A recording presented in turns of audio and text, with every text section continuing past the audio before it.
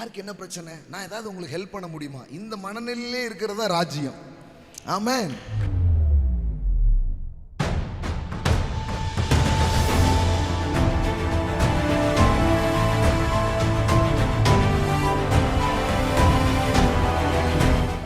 வியாதிப்பட்டவன் நீ ஒருவனும் இருப்பதில். அல்லேலூயா. இல்லை என்ன தெரியுமா, சில பேருக்கு அவங்களுக்கு சிக்னஸ் இருந்துச்சு, ஆனால் கூட கை வச்சிங்க.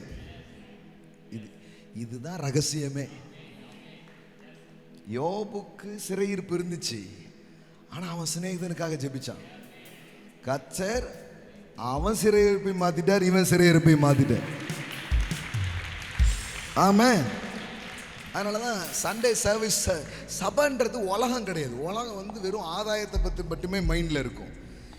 இங்கேயும் ஆதாயம் பெருசாக இருக்குது, ஆனால் மைண்டில் அது கிடையாது. இங்கே வந்த உடனே உங்களுக்கு யாருக்கு என்ன பிரச்சனை, நான் ஏதாவது உங்களுக்கு ஹெல்ப் பண்ண முடியுமா, இந்த மனநிலையிலே இருக்கிறதா ராஜ்யம். ஆமென். ஆமென். அதான் ராஜ்யம். That's a kingdom mind. That's a kingdom mind. Can I pray for, நான் உங்களுக்காக ஜெபம் பண்ணலாமா கேளுங்க. ஆனால் அவர் எனக்கு நீங்கள் ஜெபம் பண்ணலான்றாங்க பாருங்க, அதுதான் தாழ்மை. அதுதான் தாழ்மை. அதான் தாழ்மை. நிறைய பேர் பார்த்தீங்கன்னா அதை விட்டுருதான்.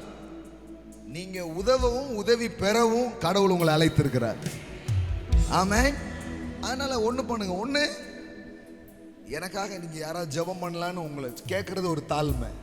அடுத்தது, நான் உங்களுக்காக ஜெபம் பண்ணலாமான்னு கேட்குறதும் ஒரு தாழ்மை. ஆமென்.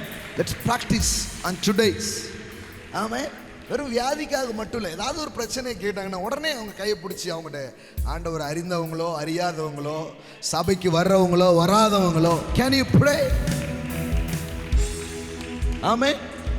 அது ஒரு பேங்காக இருக்கலாம், அது ஒரு ஹாஸ்பிட்டலாக இருக்கலாம், பஸ்ஸாக இருக்கலாம், பஸ் ஸ்டாண்டாக இருக்கலாம்.